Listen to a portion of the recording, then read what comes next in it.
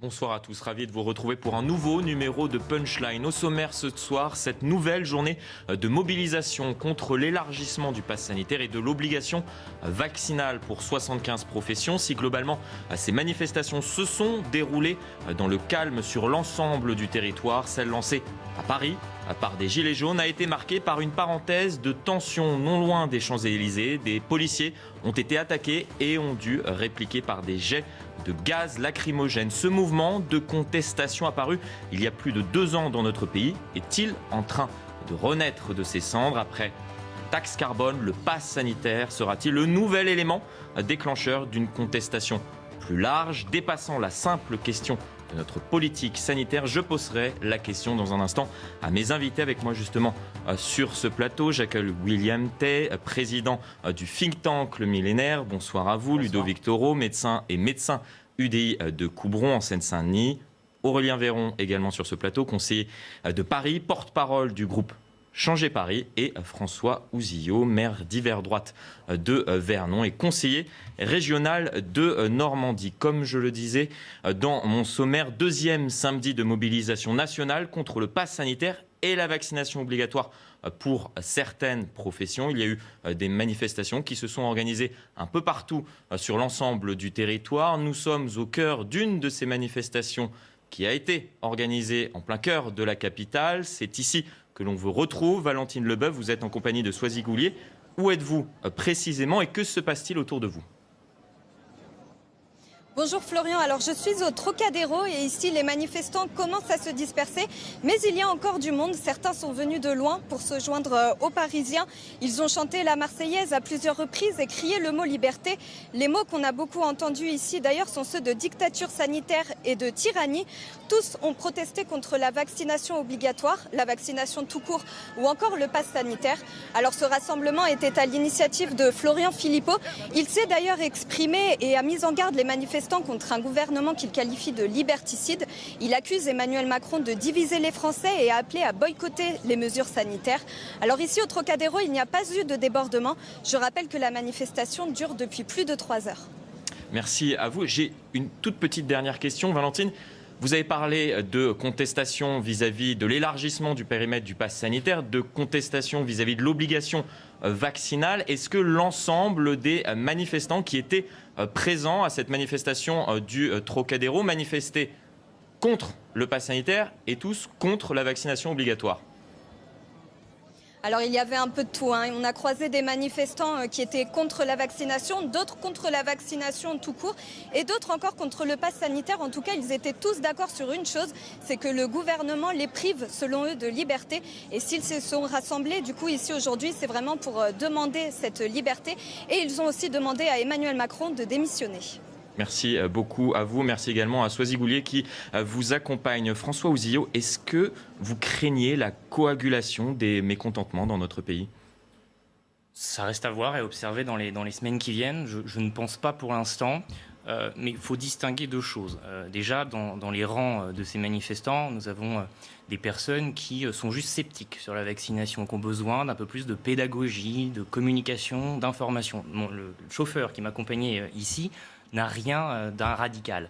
Il a juste besoin d'être convaincu. Et il s'est fait vacciner avec d'autres vaccins ces dernières années pour d'autres maladies. Et il y a aussi des anti-tout, c'est ce qu'a dit votre journaliste, anti-pass, anti-vaccination, anti-plein de choses, anti-institutions. Et malheureusement, je pense que ces gens-là n'en arriveront pas à les convaincre. Mais j'attends leur solution aussi pour sortir de l'épidémie depuis 1 an et demi. Qu'est-ce qu'ils se proposent en face ? Ludovic Toro, est-ce que vous craignez également la coagulation des mécontentements ? Est-ce qu'on pourrait œuvrer encore de pédagogie pour tenter de convaincre les sceptiques à la vaccination notamment ? Pédagogie, parce que quand même, il faut comparer avec les autres pays. On est le seul pays en fait où il y a si peu de vaccinés au-dessus de 85 ans.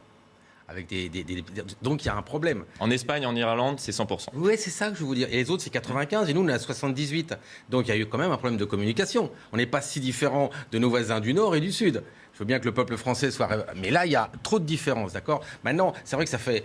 On manifeste souvent, ça fait 1 an et demi qu'il n'y a pas de vraie manifestation, donc c'est les premières manifestations, et tout le monde va y aller. On voit bien qu'il y a plein d'appels différents. Maintenant, on va voir ce qui va se passer en septembre, mais il est vrai, et je suis d'accord avec vous, qu'il va falloir quand même faire en sorte d'être moins agressif. Ces gens qui sont déjà braqués, Si vous voulez braquer, j'entends Gabriel Attal, le porte-parole, là, qui a changé un tout petit peu, mais il y a 15 jours, il a été hyper agressif en leur disant que c'était des méchants, des pas gentils, tout ça. C'est pas comme ça qu'on fait. C'est pas comme ça qu'on crée la confiance en attaquant les gens qui n'ont pas compris le message qu'eux-mêmes ont fait. Parce que je veux dire, la communication... C'est vrai qu'il avait opposé la oui. France qui travaille face à la France et Français qui sont récalcitrants à beaucoup de choses. On ne peut pas. Quand quelqu'un, comme vous disiez tout à l'heure, il faut les convaincre.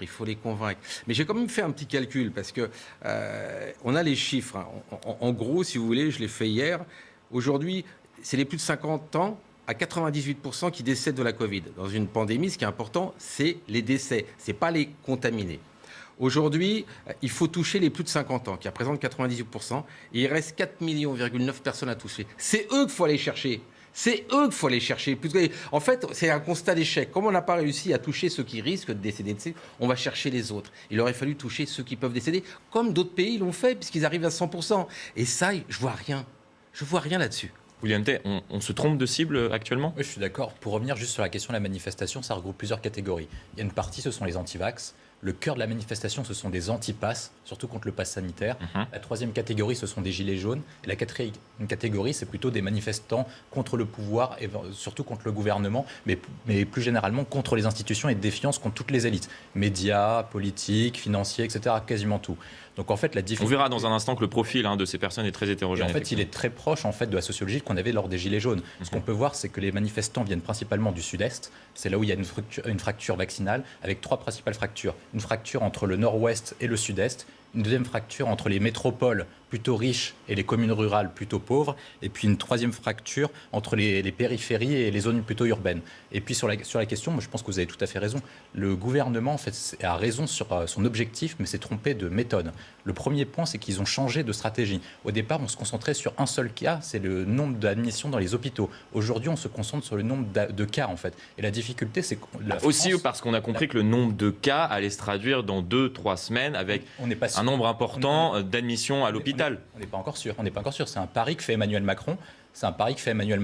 Moi, je pense que là-dessus, il s'est trompé parce que s'il voulait combattre les admissions en hôpitaux, il aurait dû rendre l'obligation vaccinale sur les personnes à risque et non pas se concentrer sur la question du cas parce qu'on va arriver petit à petit avec l'accumulation des manifestations. Vous répondez à ma question, on s'est trompé de cible. On s'est trompé de cible, tout à fait. Et moi, je pense qu'il y a un risque principal dessus. On l'a vu avec la proposition de Christian Estrosi aujourd'hui sur le fait de faire un pass sanitaire pour les enfants en centre de loisirs. C'est qu'en fait, si le nombre de cas reste élevé en août ou en septembre, est-ce que le gouvernement va mettre un pass sanitaire pour les enfants et les collégiens et les lycéens à l'école? Et là, on peut entamer sur une petite manifestation en très grande mobilisation parce que même ceux qui sont vaccinés ne voudront pas faire vacciner leurs enfants.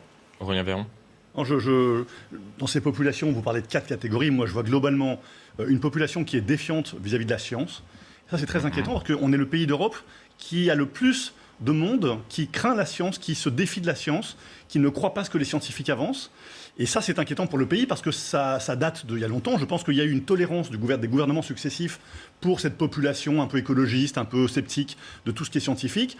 Les ministres de l'écologie ont facilement, les uns après les autres, donné un petit peu d'eau, versé d'eau au moulin de ces gens qui contestaient la science sur les OGM, sur le nucléaire, sur plein de sujets où pourtant on a des chercheurs qui ont des éléments scientifiques précis à mettre en avant, qu'il faut d'ailleurs parfois fuir la France pour faire de recherche ailleurs.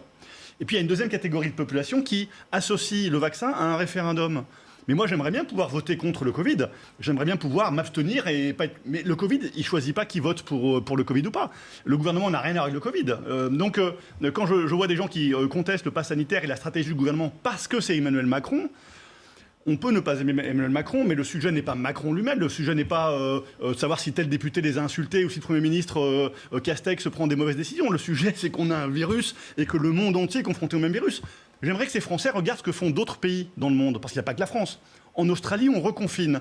D'autres pays reconfinent également. Et il y a des manifestations en Australie, justement, contre ces mesures. Il y a des manifestations, mais je veux dire, la France n'est pas seule et Macron n'est pas seul à combattre le Covid. Et les solutions mises en œuvre sont toutes attentatoires à certaines libertés, parce qu'une pandémie mondiale, c'est dangereux pour tout le monde. On parle des plus de 50 ans. Des gens de 40 ans sont hospitalisés et ils ont des séquelles 6 mois après. Donc, c'est pas si anodin que ça. Justement, nous avons abordé la question du profil des personnes qui manifestent, profil très hétérogène. On va le voir dans ce reportage réalisé à Cambrai dans le Nord par nos équipes. Écoutez. Evelyne est une nordiste qui se bat pour ses droits depuis ses 18 ans. Manifestation étudiante pour le droit des femmes contre la loi El Khomri. C'est aussi une des figures des Gilets jaunes. Aujourd'hui, son combat, c'est le pass sanitaire. Moi, le vaccin, je suis pas pour, je suis pas contre. Chacun fait ce qu'il veut. On est en France, on est en liberté. C'est pas parce que les gens sont contre ou pour le vaccin qu'ils sont pour le pass sanitaire. On empêche les gens de vivre. On touche à nos libertés. C'est une boîte de Pandore qui vient de s'ouvrir là. Contrairement à Evelyne, d'autres ne sont pas habitués des manifestations. J'ai 63 ans, c'est ma première manifestation. J'ai 4 petits-enfants et je tiens à rester, disons, libre. Et j'espère qu'eux, ils seront libres aussi du choix de leur vie. Certains professionnels de santé sont contre la vaccination obligatoire. S'il le faut, ils seraient même prêts à changer de travail. Je ne capitulerai pas là-dessus. C'est-à-dire c'est moi qui choisis quand je dois me faire vacciner et pourquoi je me fais vacciner. Ce n'est pas un gouvernement de nous imposer, de nous obliger à nous inoculer un produit dans le corps, c'est pas anodin. Samedi dernier, 114 000 personnes ont manifesté en France contre le pass sanitaire. François Ouzilleau, on peut les entendre, ces Français qui ont peur, qui ont toujours des interrogations concernant justement cette vaccination, notamment, on vient de l'entendre, cette Française. On peut les entendre, mais on peut aussi ne pas être d'accord, et c'est mon cas. En l'occurrence, ils sont tous très sympathiques, on les aime bien. Il y a quand même du personnel soignant qui vous explique que le vaccin, c'est pas bien, et c'est un produit apparemment dont on ne sait rien, et ça peut être dangereux. Et peut-être parce qu'on leur dit, vous allez être vaccinés obligatoirement. Oui, mais eux, ça peut alimenter une certaine défiance de leur part s'ils ont des interrogations. Eux, ils rencontrent des gens vulnérables tous les jours dans l'exercice de leur métier. D'accord, malheureusement. Je suis président d'un conseil de surveillance d'hôpital. Il y a 50% des soignants qui sont vaccinés aujourd'hui. Donc moi, je suis pour la vaccination obligatoire des soignants. C'est là où on a un certain nombre de clusters, EHPAD et hôpital. Il faut aussi être correctement proportionnel sur les chiffres. Vous avez effectivement 100 000 manifestants, en tout cas la semaine dernière, on verra ce soir pour aujourd'hui, face à 30 millions de premières doses et 40 millions, l'inverse, 30 millions de deuxième dose et 40 millions de première dose.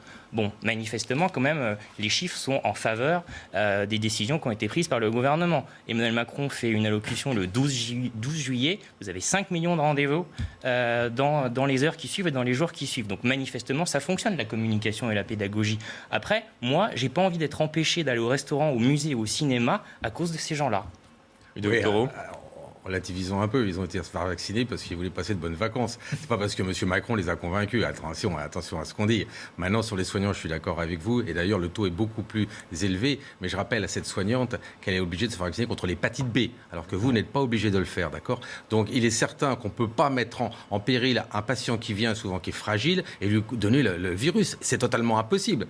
C'est médicalement pas possible. Notre métier. C'est une question d'éthique. Vous savez, au début, des médecins on peut mourir quand on est médecin, quand on est soignant, parce qu'on prend une maladie. C'est un risque du médecin, mais surtout pas le donner à l'autre.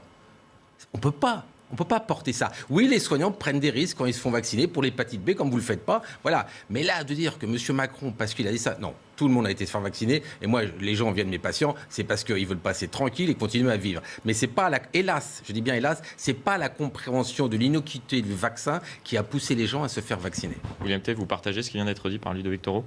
Par Ludovic Toro, oui, mais je vais répondre à son... Allez-y. Qui a pris la parole précédemment. On ne peut pas prendre la question des chiffres. Vous ne pouvez pas prendre, il y a 30 millions de personnes qui se font vacciner face à 100 000 personnes qui manifestent. Parce que dans les manifestants, il y a des gens qui sont vaccinés. C'est ce qu'ils indiquent notamment sur les réseaux sociaux. Donc en fait, il faut les entendre, ces gens-là. Et la difficulté de cette stratégie, si en fait Emmanuel Macron devait atteindre une immunité collective à 66,6%, comme c'était indiqué en mars 2020, il aurait raison de faire cette stratégie parce que c'est une stratégie incitative très forte qui peut toucher jusqu'à 75% de la population. Mais là, il faut faire une immunité collective touchant 90% de la population. Vous avez 5 à 10% d'antivax. Donc comment vous faites pour faire le gap entre les 60% pour aller jusqu'à 90%? En faisant cette stratégie de communication, il fracture la société et c'est impossible d'atteindre 90% de la population en immunité collective à moins de faire de l'obligation vaccinale. Et là-dessus, il ne peut pas le faire parce qu'il a déjà promis de ne pas faire d'obligation vaccinale. Et donc, du coup, comment il fait concrètement pour le faire en fracturant la société? Et il ne peut plus s'adresser à ces gens-là. On se retrouve dans la même période que les Gilets jaunes, avec deux France, l'une face à l'autre, avec un gouvernement qui est le chef d'un camp et pas le chef de tous les Français, avec une incompatibilité majeure. Donc, c'est le risque, nous sommes... Moi, je suis pour l'obligation vaccinale des personnes à risque. Justement, François Ouzilleau, est-ce que nous sommes confrontés à nouveau à la naissance d'un mouvement type Gilets jaunes, comme la France l'a connu en 2018-2019 ? Est-ce que vous êtes inquiet de ce point de vue-là ? On voit bien qu'il y a une gilet jaunisation d'un certain nombre de manifestations et de mouvements. Mais il y a quand même des gens raisonnables qui ont besoin d'être convaincus. Ça prendra le temps que ça prendra. J'espère que ça ira très vite, parce que je suis d'accord avec M. Véron. L'ennemi, c'est pas le gouvernement, c'est pas Emmanuel Macron, c'est le variant Delta. Et moi, j'ai pas envie d'avoir un 4e confinement à la rentrée de septembre ou d'octobre. Aurélien Véron. Les courbes sont affolantes. Oui. Alors, vous le disiez en tant que docteur, les courbes sont affolantes. On ne sait pas si ça se traduira dans quelques semaines en mort ou en tout cas en hospitalisation. Mais est-ce qu'on peut prendre le pari de dire non, mais vous inquiétez pas, cette fois-ci, ce variant Delta, avec la vaccination, il n'y aura pas d'hospitalisation. Et puis tout d'un coup, on arrive en septembre, et alors là, c'est le raz-de-marée, et on reconfine, et l'économie française est déjà à terre. Moi, je peux vous dire qu'à Paris, il y a 30% des commerces qui sont en train de fermer, que des entreprises sont en très grande difficulté, que les PGE vont devoir être remboursés en 2022, ça va être très difficile. On a besoin d'une rentrée sereine. On ne peut pas prendre ce pari-là, et donc je crois qu'il faut une fermeté, ce qui n'empêche pas d'avoir du dialogue. Moi, je dialogue tous les jours avec des anti-vax, plutôt avec des anti-pass sanitaires, parce qu'en général, c'est des gens qui se vaccinent et qui sont contre cette proposition, parce qu'il faut catégoriser, mais il faut garder le dialogue, il faut les respecter. Lors de ces manifestations, il y a des personnes qui sont contre la vaccination obligatoire, il y a également des personnes qui sont vaccinées, qui sont contre l'élargissement du périmètre du pass sanitaire, au bar, au restaurant, au café. Il y a aussi des casseurs.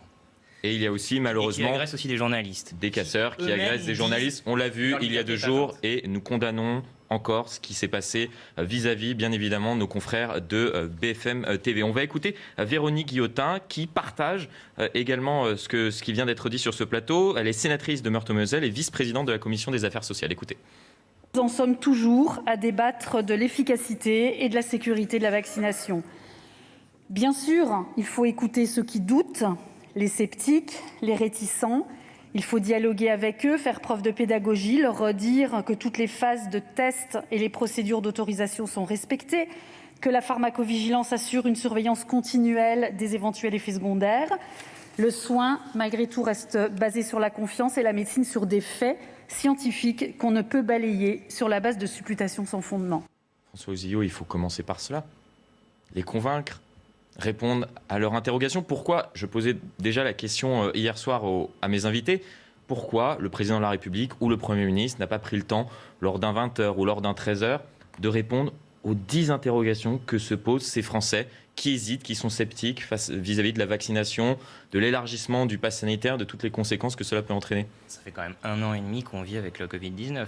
Ça fait 1 an et demi qu'on en parle dans l'actualité de tous les jours, que vous faites ce travail, que les politiques, à toutes les strates de l'organisation territoriale de ce pays font le travail. On le fait dans les centres de vaccination, on le fait lors des assemblées délibérantes de nos différents conseils, on le fait dans les journaux locaux, on le fait à la télé.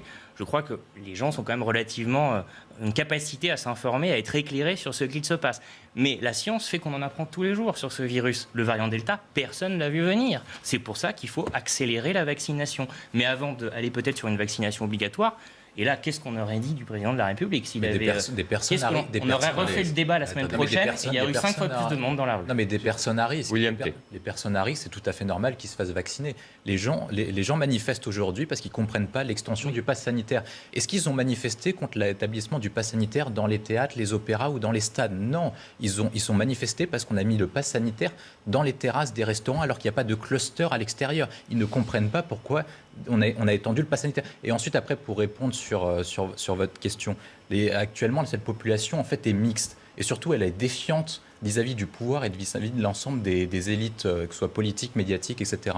Ce que dit Jean-François Delfraissy, le président du Conseil scientifique, c'est qu'on peut prendre la meilleure mesure théorique en termes de politique sanitaire, il faut qu'elle soit acceptable. Et pour que la mesure soit acceptable, aujourd'hui, il ne faut pas passer par le haut d'un point de vue centralisé, type bonapartiste ou césariste, et c'est plutôt les acteurs du bas, les médecins généralistes et les acteurs locaux qui vont pouvoir convaincre ces personnes. Sauf que l'horloge tourne.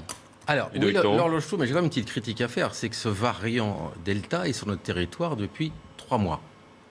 Moi, je suis en conf call avec le préfet de région et l'ARS toutes les semaines, et on voyait les chiffres qui montaient. Et il faut quand même s'approcher de l'Angleterre.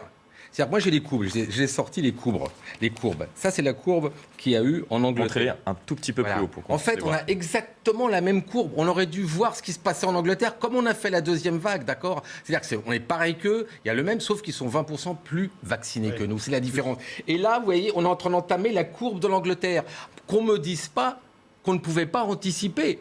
En fait, les décisions sont tellement brutales, parce qu'il n'y a jamais d'anticipation, et qu'on se rend compte qu'on est au pied du mur. Mais excusez-moi, on ne découvre pas ce variant. Ce variant, il était en Angleterre il y a 2 mois. Maintenant, une autre chose, est-ce que toutes ces mesures... On n'a pas appris de notre erreur de janvier dernier lorsqu'on voyait ce pic de contamination au Royaume-Uni. Je sais que c'est difficile de gérer, mais un peu d'anticipation, et allons voir où ça marche et comment ça s'est passé, puisqu'on a un décalage de 2 mois par rapport à l'Angleterre, qui est bien lancé, qui est depuis 1 an et demi. Deuxième chose, est-ce que ces mesures, il y a 780 000 de plus de 75 ans qui ne sont pas vaccinés. Est-ce que les mesures qu'on met en place feront que ces personnes de plus de 75 ans seront vaccinées? Je ne crois pas. Est-ce que les 975 000 entre 65 et 75 ans? Je ne crois pas. Et c'est cela qu'il faut vacciner. Parce que là, en fait, on va toucher les plus jeunes pour empêcher qu'ils touchent ces gens-là. Il aurait fallu aller directement. Voilà. Vous partagez ce qui vient d'être dit, Aurélien Véran? Oui, tout à fait. Alors, les personnes âgées vaccinées ont quand même un tout petit risque. Donc, je veux dire, les jeunes, freiner le vaccin pour toutes les strates de la société, c'est quand même important parce que les personnes âgées qui sont vaccinées doublement sont à tout petit risque, mais à risque. Donc, on peut pas juste... Parce que les jeunes, il y a peut-être eu aussi un problème de timing. Les jeunes, ils peuvent se faire vacciner depuis 1 mois et demi et là, on leur impose un pass sanitaire. Il fallait se mobiliser dès les 10 premiers jours de l'ouverture de la vaccination pour avoir un pass sanitaire valide. Si on prend uniquement la vaccination comme facteur de ce pass sanitaire. Ce qui a été soulevé, là, pour les 12-17 ans, c'est que la centralisation du pouvoir, la bureaucratie de la santé qui a quand même raté toutes les étapes depuis le début. On a vu Emmanuel Macron ramer avec des directives qui étaient complètement à côté de la plaque par rapport aux pays voisins qui ont fait appel à des logisticiens, qui ont fait appel à des experts. Nous, on avait une bureaucratie pléthorique de santé qui n'ont rien vu venir et qui encore aujourd'hui ne voient rien venir. Il y a un problème d'organisation de la santé en France. D'ailleurs, j'ai entendu 2 fois Emmanuel Macron dire « j'en tirerai les leçons ». On attend toujours les leçons, cette bureaucratie est toujours là. Mais la centralisation des mesures par le président qui incarne quelque chose qui suscite des haines, qui suscite des rejets, fait que les décisions qu'il annonce peuvent être rejetées. Et c'est vrai que les régions, on a un certain nombre de régions qui ont une légitimité territoriale, auraient pu s'emparer de ces sujets-là et faire de la pédagogie en local. Marie-Pierre de la Gontrie, qui est sénatrice socialiste de Paris, ajoute 3 autres erreurs commises par le gouvernement depuis le début de cette crise sanitaire. Écoutez. Votre gouvernement, madame, dans la gestion de cette crise, a commis une triple faute. La première, c'est l'infantilisation, en considérant que les Français devaient être menés comme des enfants. Ce furent les attestations pour avoir le droit de sortir. C'est désormais, au fil du temps, à chaque fois, des leçons qui sont assénées, comme si chacun ne pouvait pas entendre la gravité de la situation. Ça a été ensuite l'autoritarisme, qui est évidemment comme une caricature démontrée lorsque le président de la République s'exprime et que l'on apprend aussi ensuite par la presse que même ses propres ministres, ses équipes, ne savaient pas précisément ce qui allait être annoncé et que l'intendance allait suivre. De fait, les mesures annoncées étaient évolutives puisqu'elles ne pouvaient pas trouver leur application. Mais aussi les errements et les revirements. Est-ce que les revirements des politiques depuis le début de cette crise sanitaire, on peut le comprendre, qu'on doit s'adapter notamment aux mutations des virus, mais est-ce que ces revirements depuis le début de cette pandémie n'est pas la cause de cette défiance peut-être d'une frange de la population, François Ozillot? Enfin, c'est des commentaires de tribune dans les chambres, en l'occurrence le Sénat. Sans doute un discours assez long, mais peu de propositions, une fois de plus. Encore une fois, il y a beaucoup de commentateurs sur le sujet de la gestion de la crise, mais il y a peu de contre-propositions. Moi, je veux bien que tous ces gens nous expliquent comment il faut faire, mais en l'occurrence, j'ai jamais entendu des propositions alternatives. Donc, moi, j'aimerais que ces gens-là proposent plutôt qu'à chaque fois ils critiquent. De Victor, il n'y a pas de proposition alternative, alors qu'on va voir les images en direct de ce qui est en train de se passer à Paris, des manifestants qui sont en train d'arriver sur les Champs-Élysées, qui sont repoussés, vous le voyez, par des canons à eau, notamment par les forces de l'ordre. Oui, je suis aussi conseiller régional, moi, en Ile-de-France, et quand on me dit qu'est-ce qu'il fallait faire, on l'a dit depuis le début. Je vous rappelle quand ce gouvernement disait, mais je vais revenir sur le passé, parce que c'est quand même ça aussi le début. Quand dès le début, vous avez planté les choses en disant le masque ne sert à rien, l'histoire était réglée. Comment on peut, un ministre de la Santé, alors que sur le ministère de la Santé, vous allez sur le site, c'est marqué le seul moyen de se protéger, c'est les masques. L'OMS le disait. Mais arrêtez, mais avec l'OMS. Et puis quoi? Et puis si votre voisin le dit, moi je sais qu'il faut être factuel. Tous les médecins, quand ils veulent pas être contaminés, quand ils rentrent dans une chambre, ils mettent un masque. Si parce que l'OMS le dit, j'en ai rien à faire de l'OMS. Moi je vais sur le factuel. Le masque, ça protège quand on ne veut pas être contaminé, d'accord? Donc là, vous avez commencé comme ça. Mais ça a continué. Excusez-moi, pour les masques, nous à la région, on en a commandé plein parce que ça ramait chez vous. Vous les avez bloqués dans les aéroports. Ça a été pareil pour les tests. Alors me dites pas ce qu'il fallait faire parce que les régions ont essayé de faire de ça comme les mairies, comme les collectivités qui n'ont pas la compétence, et vous avez raison de le dire. Et j'espère qu'à la fin, on fera une décentralisation de la santé, comme certains le font, pour avoir une réactivité beaucoup plus rapide. François Ozillot. Mais très bien qu'on fasse des additions plutôt que des divisions ou des soustractions. Moi, c'est ce que j'ai fait dans mon territoire, à Vernon. Département, ARS, agglo, ville, on a mis en place un centre de vaccination et on l'a fait dans un bon état d'esprit. Je vous parle de compétences. Vous n'avez pas la compétence. Mais qu'il y ait de l'agilité sur certaines collectivités territoriales pour acheter plus rapidement des masques, très bien. Mais l'État l'a bloqué. Vous êtes au courant de ça? Il y avait un problème de... Non, il n'y a aucun problème. Non, pas du tout. Non, mais je veux le dire, moi. Non, mais non, écoutez-moi. Région Île-de-France, on a vite commandé parce qu'il n'y avait pas de masque. Et rappelez-vous, nous les médecins, il n'y avait pas de masque. On a galéré comme je ne sais pas quoi. On les a achetés à Bricorama, d'accord? Donc, on a commandé des masques à la région. Des masques à la mairie. Mais laissez-moi finir. Donc, on a commandé des masques. Une mairie, c'est pas une région Île-de-France, d'accord? On a commandé des masques. Ils sont arrivés sur le tarmac. Qui c'est qui les a bloqués? L'État. Parce que l'État voulait pas avoir une certaine honte de pas fournir ce que la région pouvait faire. Non, à l'époque, il y avait un vrai... On va poursuivre la discussion dans un instant après une très courte coupure pub. On suivra également ce qui est en train de se passer actuellement sur les Champs-Élysées et puis on ira au Sénat voir que les sénateurs sont en train d'amender justement ce projet de loi encadrant les nouvelles mesures sanitaires. A tout de suite sur CNews.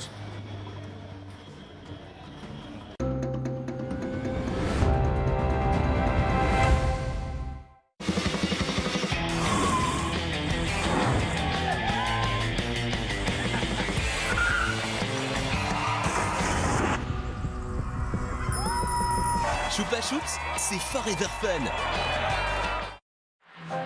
Découvrez le lit Emma, la solution idéale pour mieux dormir. Confortable et durable, élégant et design.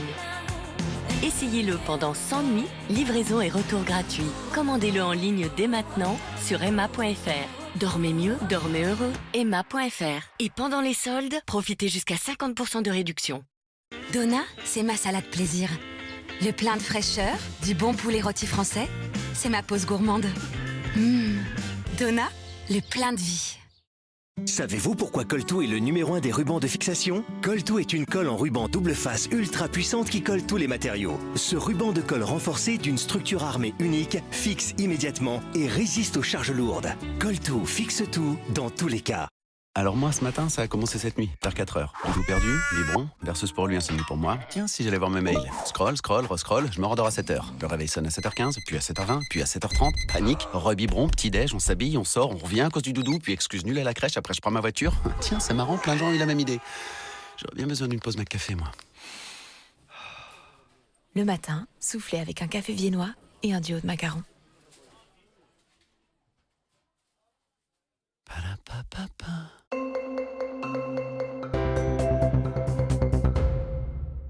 Mister Menuiserie vous présente...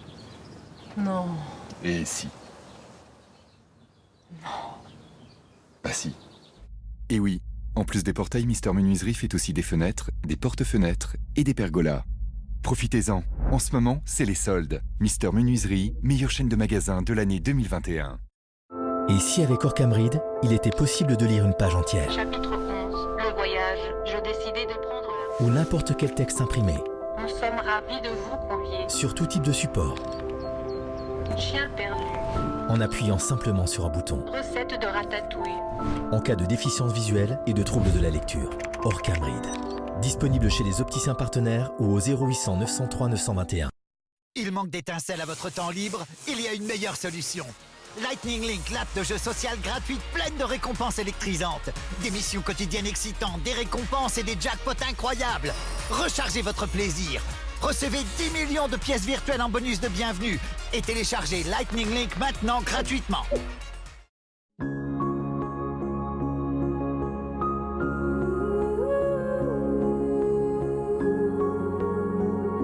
À l'espace à Stopper, découvrez les plus grandes marques de literie. Tréca, Simons, Tempur, Bultex et Peda. Chin, c'est toujours une deuxième paire de lunettes pour 1 euro de plus. Pour le plaisir de profiter du soleil, pour le plaisir d'avoir des lunettes de secours et surtout pour le plaisir de changer de look. Aujourd'hui, ces plaisirs, je les double, puisque Chin, ce n'est pas une, mais 2 paires de lunettes de plus pour 1 euro de plus. Chin d'Afflelou, c'est jusqu'au 31 août. Dispositif médical.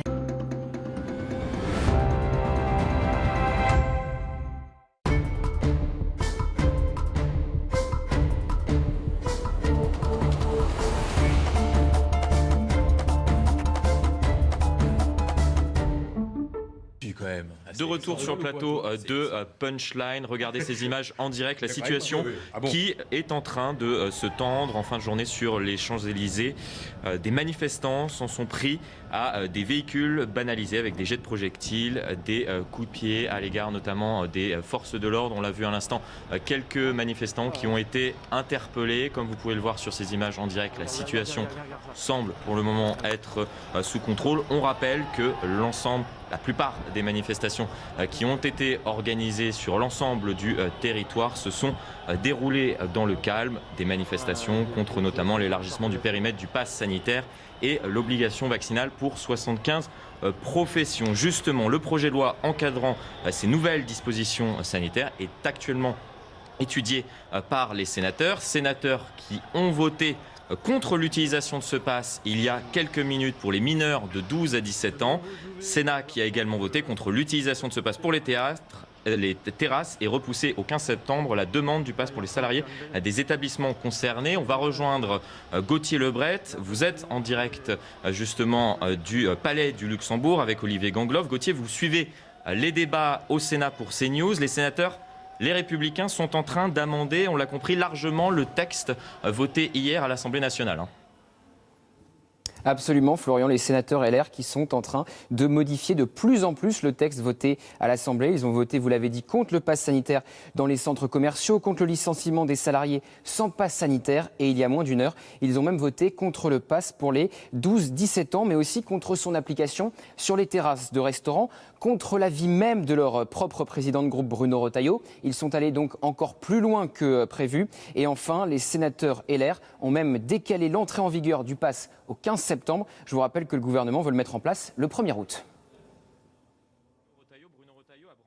J'ai dit dans une formule un peu lapidaire que nous n'étions pas nécessairement opposés au pass sanitaire, mais que nous ne voulions pas de pass arbitraire. On veut vraiment, pour les Français, pas pour nous, mais pour les Français, garantir les libertés.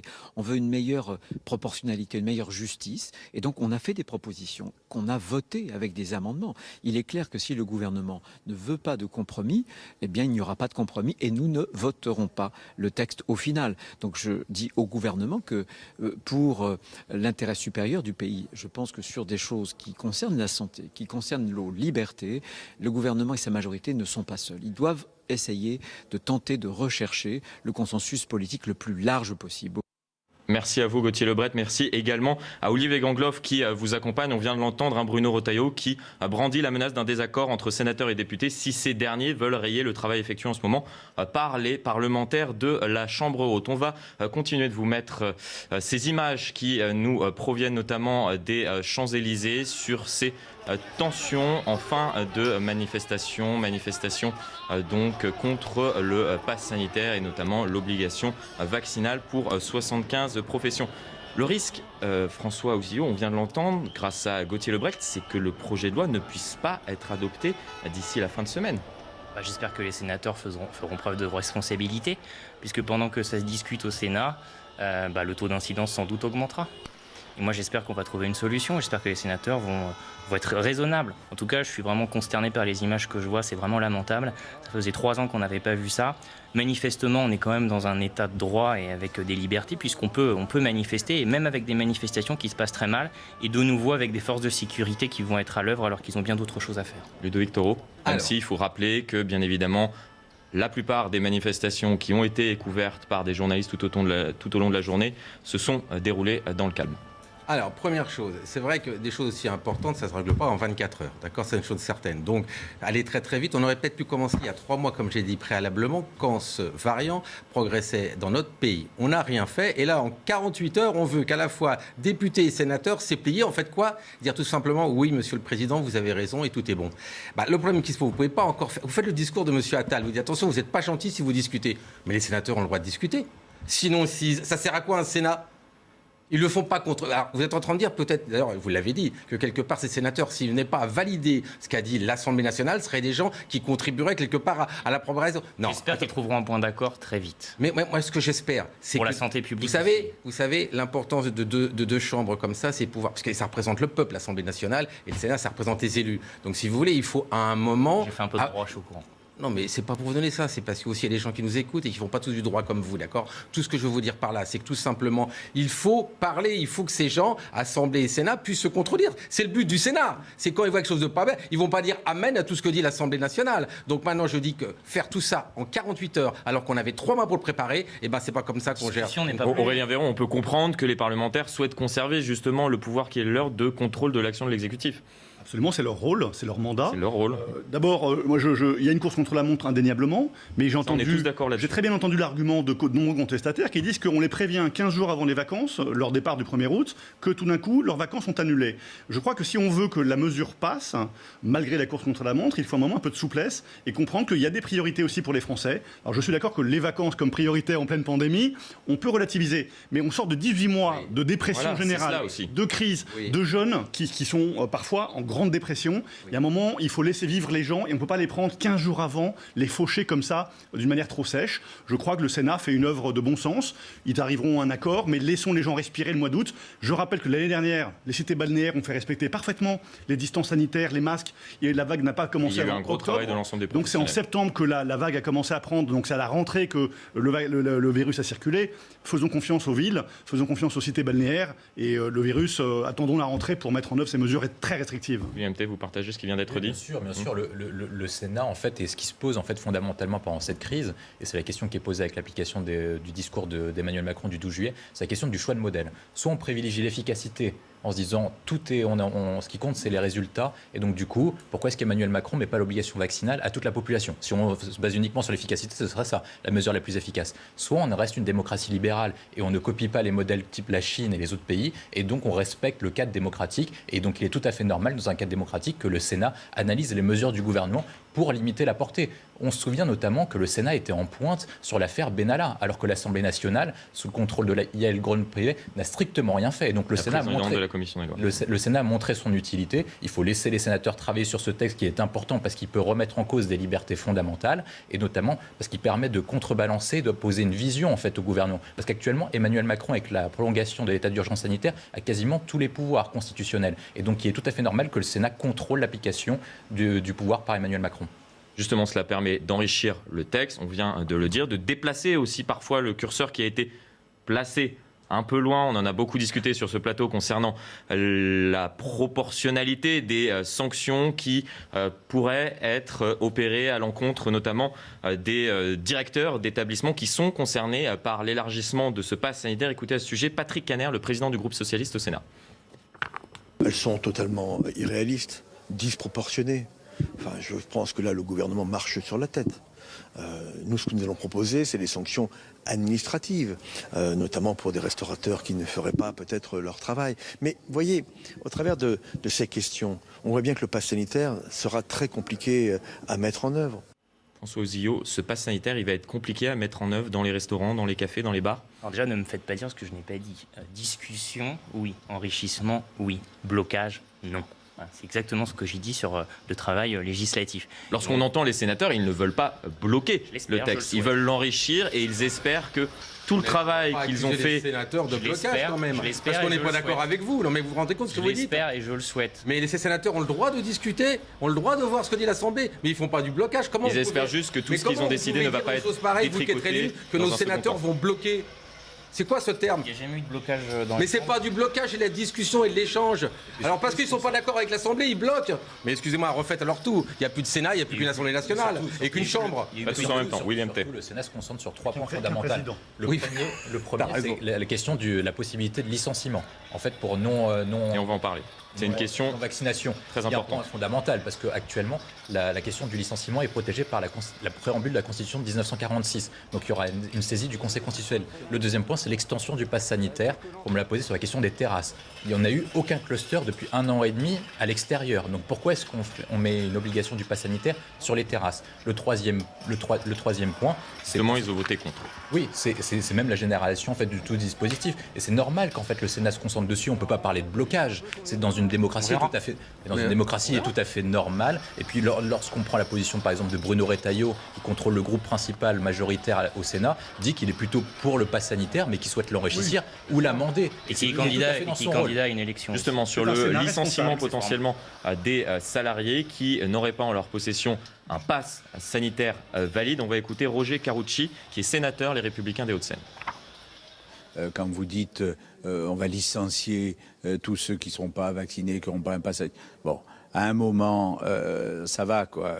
Je veux dire, il ne faut pas mettre en plus les Français qui sont déjà dans la difficulté sanitaire, avoir des difficultés économiques et sociales considérables. On peut l'entendre, François Ozillot. Oui, bien sûr que ça va être compliqué à appliquer, comme ça a été aussi compliqué sur le masque, mais on s'y est fait. Puis on en appelle surtout à la responsabilité de chacun et de chacune, à montrer son pass, à aller se faire vacciner, à ne pas fréquenter des lieux si on pense qu'on a le Covid et à rester isolé comme on le préconise depuis maintenant un Mais que fait certain un temps. directeur d'établissement si l'un de ses salariés ne veut pas se faire vacciner? Est-ce qu'il va lui payer toutes les 48 heures un test pour vérifier qu'il n'a pas la Covid-19? Eh bien, j'espère que là, il y aura dialogue entre l'employeur et l'employé et qu'il arrivera à le convaincre d'aller se faire vacciner. Mais on voit bien que sur ces sujets, on n'a pas encore licencié une seule personne sur le sujet et on n'a pas encore... Et heureusement. Et heureusement. Donc, laissons les choses se faire. Voyons comment ça va être mis en application concrètement. Mais encore une fois, on en appelle à la bonne raison et au bon sens de chacun. Ludovic Toro, je vous voyais... Bonne raison, bon sens. Quand on voit l'usine à gaz, si ça c'est de la bonne raison et du bon sens, tout ce qu'a annoncé le président, ce que je regrette en fait, c'est que comme on disait tout à l'heure, le président annonce tout et on se rend compte à fur et à mesure du jour que c'est inapplicable. C'est totalement inapplicable, d'accord. Et vous le savez très bien. Maintenant, voilà, est-ce que c'est au patron de convaincre son employé de se faire vacciner? Je ne crois pas, non. Ça serait plutôt au gouvernement, au ministère de la Santé, puisque vous le disiez tout à l'heure, il est très centralisé, de convaincre et nous les médecins. Mais c'est pas un employeur de dire, il va se baser sur quoi? Il a des connaissances médicales, il a des connaissances en termes de virologie? Je ne crois pas. C'est un échec de communication. On est un des pays où nous n'arrivons pas à vacciner les plus âgés parce qu'il y a eu des échecs. On s'est mal exprimé. Alors peut-être qu'il faut faire sur toutes les chaînes de radio, faire venir, hélas il est parti, mais Axel Kahn était très clair par rapport à ça d'ailleurs, et respect à lui, mais il y a d'autres, il y a le professeur Amouyel qui viennent et qui expliquent tout. L'ARN messager, l'ADN, tout ça. Il faut une soirée sur toutes les chaînes. Il y a encore 5 millions de personnes vulnérables. C'est ce qu'on demandait mais c'est bien ce que tout à je l'heure dis. sur l'ARN messager, sur le recul, sur mais les quand on effets fait secondaires. concrètement, c'est pas vacciner ceux qui sont pas vaccinés. Vos mesures sont pour protéger ceux qui ne tomberont pas malades. Mais oui. Je veux protéger ceux qui sont malades. Parce que souvent, les plus de 75 ans, ils vont hélas pas sur les terrasses, ils restent chez eux. On offre la protection aux plus vulnérables. On a un vaccin gratuit en moins d'1 an. Non, mais attendez. Ludovic Toro, puis William T.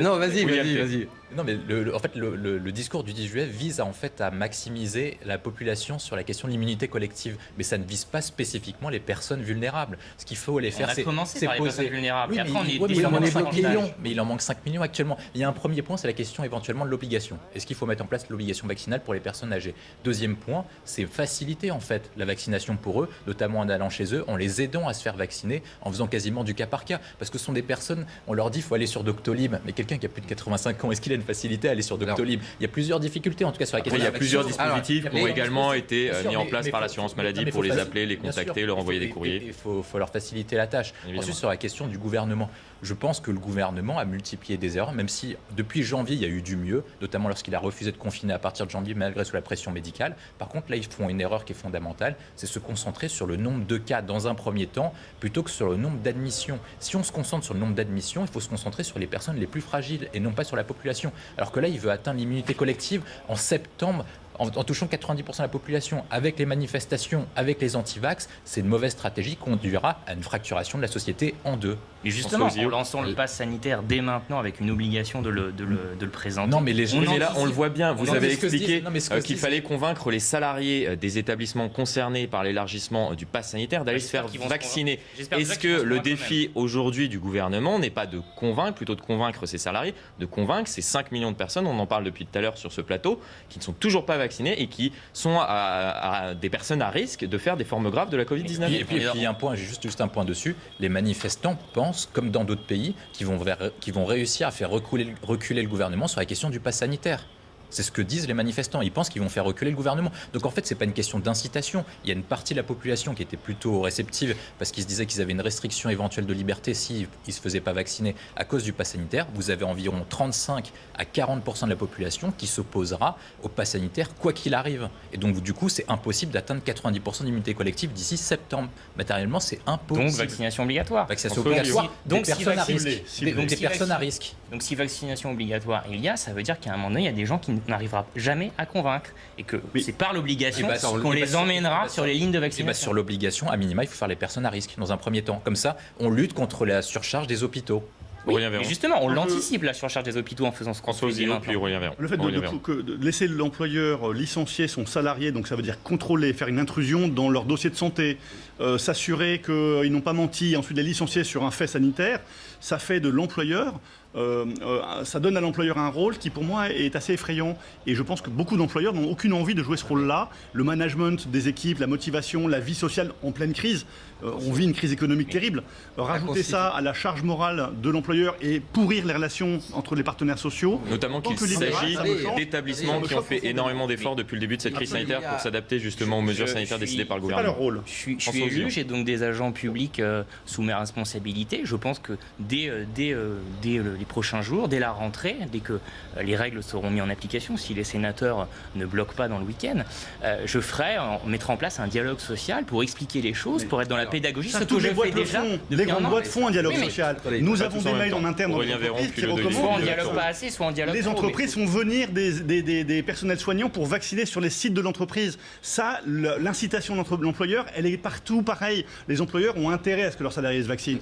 Mais le rôle de l'employeur n'est pas de sanctionner sur des questions sanitaires leurs employés. Je rappelle que pendant les années SIDA, la question avait été posée et heureusement que les employeurs n'avaient pas la capacité de juger si leurs employés avaient le SIDA ou pas. C'était la responsabilité des employés de se dire je prends quelles précautions, mais heureusement que la santé des employés ne regarde pas l'employeur. Donc je suis inquiet sur cette mesure-là.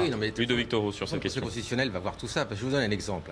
Quand vous avez des employés, vous n'avez pas le droit de savoir leur état de vaccination. C'est le médecin du travail qui gère ça. Vous n'avez le droit de rien savoir en tant qu'employé. Vous pourrez faire ce que vous voulez, vous ne pourrez pas avoir la liste de ceux qui sont vaccinés ou pas. Sinon, il faut modifier la Constitution. D'accord ? Donc les médecins de travail, il n'y en a pratiquement plus dans aucun endroit. Donc il va falloir que le médecin du travail puisse venir et lui aura à gérer ça. Mais là, il va falloir recruter beaucoup en médecins du travail dans toutes les entreprises. Et même dans l'administration, vous le savez bien, on a beaucoup de difficultés dans les collectivités à trouver des médecins du travail. François Ozillon, on peut le comprendre, il y a ces mesures qui sont en train d'être débattues, qui ont été décidées par le gouvernement, et puis il y a l'application sur le terrain de ces mesures, et on l'a compris, ça va être complexe. L'application sera difficile, je le nie pas, mais sans le pass sanitaire, on a déjà encore une fois 40 millions de personnes qui sont vaccinées, donc on peut imaginer qu'on atteindra, j'espère, les 60 millions le plus rapidement possible parce que le variant Delta, lui, se fiche des discussions parlementaires. Je ne dis pas qu'elles ne sont pas utiles et que ce n'est pas l'état de droit qui les oblige, loin de là, mais à un moment donné, il faut quand même qu'on avance sur la question. Et soit il y a une vaccination obligatoire, soit il y a le pass sanitaire, mais les employeurs et les employés, si ça se trouve, dans quelques mois, ils n'auront pas à se poser toutes ces questions puisqu'on reconfinera et de nouveau, on fera appel au quoi qu'il en coûte pour justement... On a compris que l'objectif du gouvernement, c'était de ne pas reconfiner le pays, que cette reprise épidémique n'ait pas des conséquences importantes sur la reprise économique. Oui. Mais le risque, c'est, on le voit sur ces images, de fracturer un petit peu plus le pays. On voit, il y a eu une première journée de mobilisation nationale la semaine dernière qui s'est déroulée globalement dans le calme. Nouvelle journée de mobilisation qui s'est à nouveau déroulée dans le calme. Mais on le voit, il y a quelques tensions sur cette manifestation parisienne, notamment sur les Champs-Élysées, avec ces images qu'on vous diffuse depuis tout à l'heure. Le risque, c'est de venir fracturer un tout petit peu plus le pays, plus qu'il ne l'est déjà, William T. C'est une troisième option. Parce qu'on dit soit passe sanitaire, soit confinement. Il y a une troisième option, c'est que le pays peut être paralysé à cause des manifestations sociales ou contre le pass sanitaire. C'est le risque à la rentrée. Et c'est ce qu'on risque. Moi, par exemple, ce que je vois actuellement comme principal problème, c'est que les manifestants sont très nombreux pour un mois de juillet. Ils sont environ 60% de ce qu'il y avait lors des premières manifestations de Gilets jaunes. Si les manifestations durent comme ça, notamment jusqu'à août et début septembre, et que Emmanuel Macron garde l'objectif de lutter contre le nombre de cas, si on arrive toujours à un nombre de cas élevé aux alentours de fin août, début septembre, qu'est-ce qu'il prendra comme décision? Il aura quasiment tout fermé avec le pass sanitaire. Il restera le pass sanitaire dans un seul endroit, vu qu'il ne peut pas le faire chez soi, c'est dans les écoles. Et au moment où on mettra le pass sanitaire sur les enfants et sur les collégiens et les lycéens, là on aura un retournement de population et on aura exactement ce qu'on avait lors Gilets jaunes en novembre 2018. Pour l'instant, ça a été écarté. Ludovic Toro. Oui, et puis j'ai une question. Oui, mais il a changé d'avis plusieurs fois. J'ai une question. Il est vrai. J'ai une question à poser. Bon, le pass sanitaire, moi je l'ai amené le mien, d'accord? Donc moi j'ai fait les deux. Je vais vous le donner. Vous allez aller au café. On n'a pas le droit de vérifier votre identité. Pour les chèques, ils le font. Hein? Pour le chèque? Non, mais on n'a jamais dit que les restaurateurs devaient se transformer en policiers. Hein. Ouais, vous avez pas compris ma Est-ce que question. vous Non, non, avez vous n'avez pas testé compris ce que j'ai dit. l'application Tous Anti-Covid Vérif? Comment? Est-ce que vous avez testé l'application qui va permettre aux restaurateurs de vérifier la validité ou non d'un test? Est-ce que vous l'avez testé, cette application? Eh bien, cette application Tous Anti-Covid Vérif, lorsque vous scannez le QR code d'un pass sanitaire, vous demande de vérifier 3 informations, le nom, le prénom et à la date de naissance de l'individu. Constitutionnellement, faire vérifier l'identité, c'est impossible. Là, j'en ai même fait un autre au nom de Macron Emmanuel, vous voyez? Mais c'est sur le mien, d'accord? Mais non, mais ce que je veux vous dire... On n'a pas 60 millions de fraudeurs non plus. Enfin, mais je ne parle pas... Attendez, je ne parle pas de fraudeurs, mais excusez... On a des gens raisonnables, on a des citoyens raisonnables, des Français raisonnables qui vont pas... je sais pas, vous me dites qu'ils sont raisonnables d'un autre côté, et vous me dites qu'ils ne se font pas vacciner. Vous avez un double discours. Vous me dites qu'ils ne sont pas raisonnables, ils ne se font pas vacciner, et là ils sont tous raisonnables. Oui, Faudrait pas. Pas une Ce que je veux vous dire par là, c'est que quand on met quelque chose en place pour surveiller, il faut qu'on puisse le faire. Et là, on ne pourra pas le faire d'une façon efficace. Qu'est-ce qu'on n'entendra pas alors des personnes qui sont en train de manifester? État policier. Mais attendez, mais je vous parle de vous à moi, parce que une gradation dans les mesures, c'est quand même assez intelligent. Mais c'est pas une gradation, ce qui est tombé là depuis une semaine. Une gradation de quoi? Vous plaisantez? Mais parce que l'épidémie va vite. Et mais non, il n'y a pas de gradation. Très rapidement. Ça fait 3 mois qu'on est dessus, personne n'a bougé. Alors, vous dites que vous prédire de ce qui se passerait en Angleterre. Mais, mais bien sûr que si. Attendez, regardez. Mais alors, attendez. Malheureusement, arrêtez. Faut arrêter à expliquer. Jean-François Delfrécy, le président du Conseil scientifique, qui conseille l'exécutif. On a bien vu malheureusement que les frontières étaient poreuses. Si une carte ne suffit pas pour prédire ce qui se passe, je veux bien vous l'offrir et vous la dédicacer, d'accord? Alors on fait comme l'Australie. Mais on fait pas comme l'Australie. On n'est pas une île. Mais écoutez-moi, pourquoi vous voulez toujours partir? Je vous parle juste de ce qui se passe à côté de l'Angleterre et ce qui s'est passé et qui a été l'exemple depuis le début de cette pandémie. Ça fait 2 mois que ça grimpe comme nous en plateau parce que en fait, pourquoi il va plus vite? Parce que la charge virale est beaucoup plus forte. Donc le nombre de virus que vous allez sortir est plus fort, d'accord? Donc on part comme eux. Sauf qu'ils nous avaient prévenu il y a 2 mois. Qu'a-t-on donc fait depuis 2 mois? C'est ma question. Et surtout, on sait qu'on a exactement les mêmes courbes que le Royaume-Uni depuis décembre. Mais oui, lorsqu'on a eu le variant anglais en décembre, on avait exactement les mêmes courbes avec 1 mois ou 15 jours de décalage. Et la difficulté du gouvernement, moi c'est pour ça que je dis Emmanuel Macron a plutôt pris des bonnes mesures en janvier, même s'il a eu du retard sur la vaccination. Le problème dessus, c'est qu'il a changé de stratégie pour se concentrer sur le nombre de cas. C'est impossible de réussir à un Covid 0 en France parce qu'on n'est pas un État autoritaire comme la Chine. Si vous voulez mettre en place un État policier comme la Chine, vous vous transformez en Xi Jinping avec le pass social, évidemment vous allez réussir, mais ce n'est pas le cas en France. Ce n'est pas le cas en France. Quels sont les seuls pays qui arrivent à un cas zéro Covid? Ce sont les pays est-asiatiques, mais ils n'ont pas la même culture que nous, ils n'ont pas le même de gouvernement que nous. Donc c'est pour ça qu'ils se trompent complètement. Depuis janvier, on le sait tous, il faut se concentrer sur la vaccination des personnes à risque. Ça a été critiqué au démarrage. Mais pourquoi il reste encore 5 millions? Rappelez-vous qu'en janvier, pourquoi il reste encore... disait justement, il faut faire comme en Angleterre, il faut vacciner tous les âges. Non, ça a été dit. Mais non, ce qui a été dit, c'est qu'on vaccinait les gens à risque et si on pouvait, on vaccinait les autres. Vous refaites l'histoire. La stratégie de vacciner les plus vulnérables a été critiquée dès le départ. Ce qui est important, c'est de dire la vérité des gens. On a ciblé d'emblée, et nous les médecins, on a ciblé d'emblée ceux qui allaient décéder. C'est de la médecine, tout le monde le sait. Et s'il restait des vaccins, pour ceux qui ne voulaient pas se faire vacciner, on faisait les autres. Sauf qu'aujourd'hui, on a la moitié des Covid graves qui ont moins de 60 ans. Donc au bout d'un moment, il faut vraiment aller encore plus vite. Non mais vous avez vu sur alors qu'on voit que justement la situation est en train de redevenir particulièrement calme au sein donc de l'avenue des Champs-Élysées après ces quelques tensions entre quelques manifestants et les forces de l'ordre. François Ozillon.